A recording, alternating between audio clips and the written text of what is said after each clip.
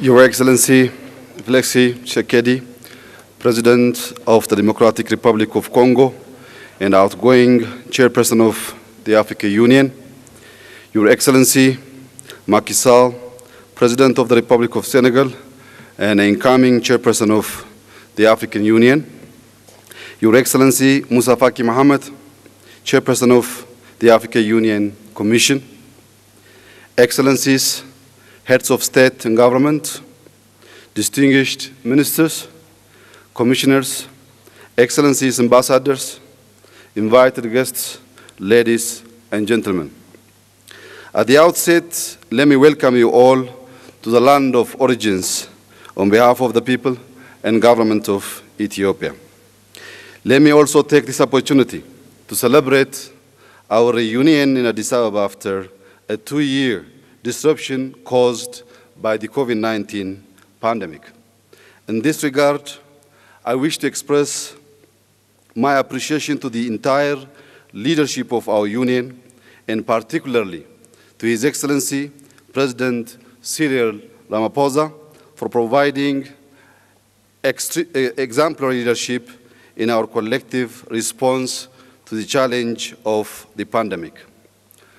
Over the past 2 years, we have struggled not only against the human cost of the pandemic, but also an inequitable system of vaccine distribution, arbitrary travel bans, border closures, lockdowns, and misinformation about the value of vaccines. Most importantly, as Africans, we have also learned that cooperation and collaboration is vital, not only for our health, but also for our collective survival. Excellencies, ladies and gentlemen, our Union has committed to undertake ambitious plans designed to transform our continent and create the Africa we want. We want a prosperous Africa based on sustainable and equitable development. We want a politically united continent that aspires to fulfill the ideals of Pan-Africanism and the vision of an African Renaissance. Fulfilling our aim of birthing the Africa we want through robust implementation of Agenda 2063 and its flagship project will require us to make extraordinary efforts collectively. Our theme for 2022 is nutrition and food security. Over the past year, acute food insecurity in Africa has increased by over 60% as the effect of COVID-19 continues to aggravate our fragile economies.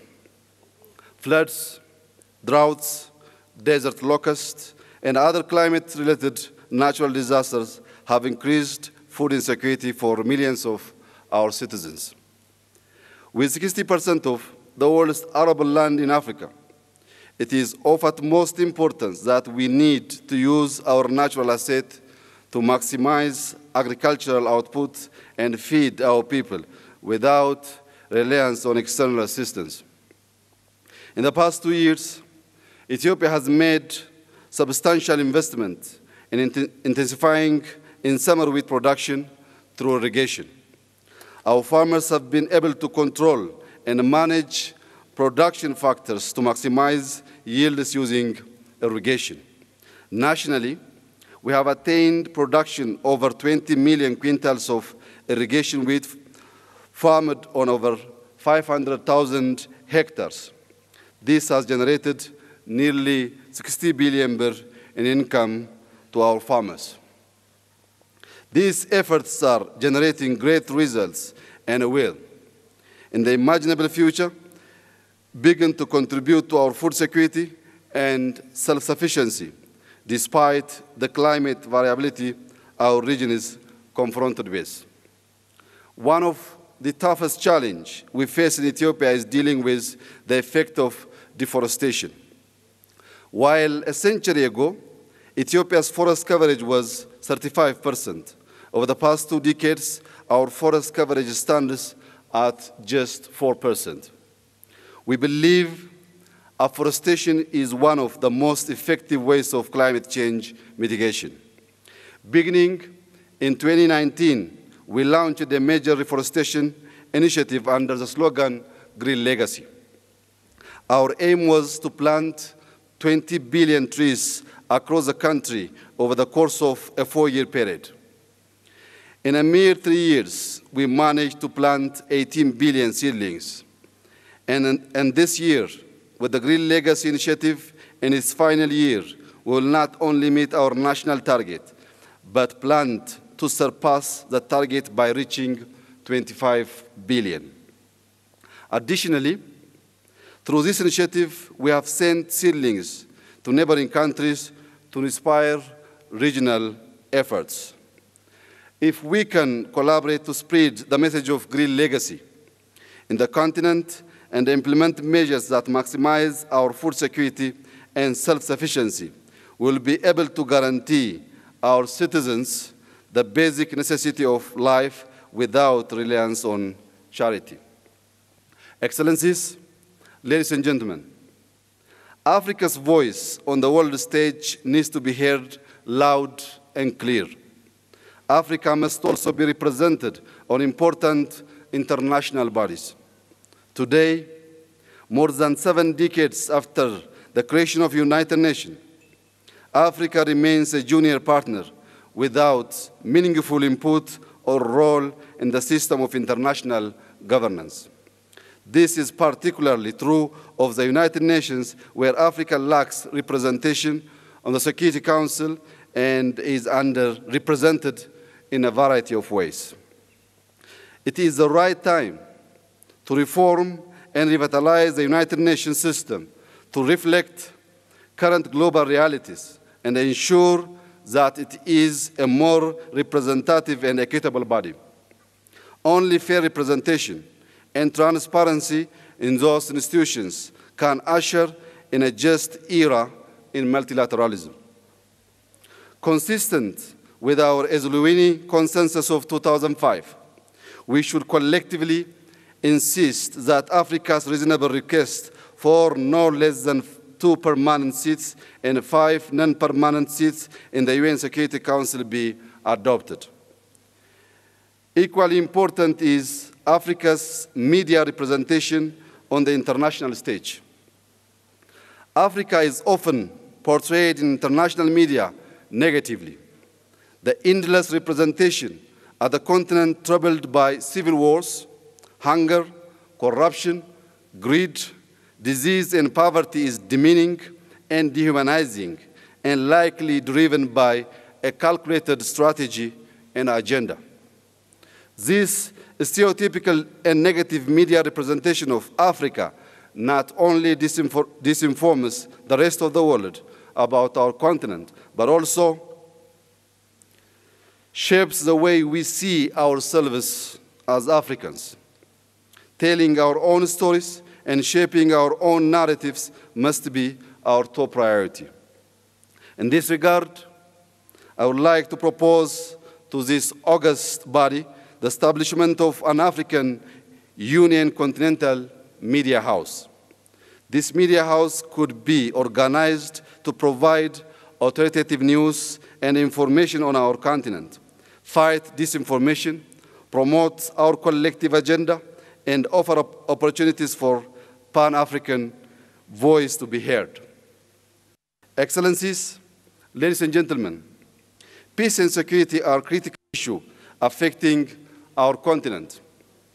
Despite the African Union's intensive engagement in addressing peace and security challenges of the continent, guided by the maxim, African solution to African problems, new and complex problems that undermine our unity and sovereignty continue to emerge. In this respect, the past year was particularly challenging to our continent in general, and my own country, Ethiopia, in particular. Ethiopia's challenge was internal in nature and a matter of maintaining law and order. But resolution of our internal matters was made exceedingly difficult by the role played by external actors. I wish to take this opportunity to thank you all for your support, solidarity, and understanding as we underwent these trying times. As you are aware, despite the intransigence of the other side in this conflict, my government has taken a variety of measures to minimize the loss of life and destruction of property. We have implemented unilateral withdrawal from conflict area and used force that is necessary to ensure law and order. As a gesture of goodwill, we have released high-profile suspects with a view of creating a conducive environment for peace. We shall leave no stone unturned in our search for peace in our country. Consistent with our commitment to peace, to peaceful resolution of conflict, we have recently launched an inclusive national dialogue platform with formal legislation. Our commitment to pursuing lasting and durable peace in our country shall remain steadfast. Excellencies, ladies and gentlemen, the greatest lesson that Ethiopia has learned over the past year is that without the solidarity of our African brothers and sisters, our existence as a nation would have been at great risk. This affirms the wisdom of our forefathers and foremothers in their dream of Pan-Africanism. The old saying is true: united we stand, divided we fall. Today, we stand proud and tall as Africans in the shadow of those who struggled to liberate and unite Africa. Our steadfast unity is the anchor and the foundation of our Agenda 2063. A continent of 1.3 billion people, a substantial percentage of them young and dynamic, will drive Africa's prosperity and pull it out of poverty as we set forth in our Agenda 2063. Also, our Continental Free Trade Agreement holds the greatest promise of effectively realizing continental integration and development. The potential for increased intra-Africa trade, free movement of people, and investment and self-reliance is a beacon for Africa's renaissance. Instead of depending solely on trade out of Africa, our collective effort to boost intra-Africa trade will protect us from the fluctuation of global economic and political change. Similarly, the potential for continent-wide tourism remains untapped. It is part of aspiration of 5 of Agenda 2063, which seeks to create an Africa with a strong cultural identity, common heritage, values, and ethics. The more we know each other, the more we are able to cooperate and resist the force that seek to divide and undermine us.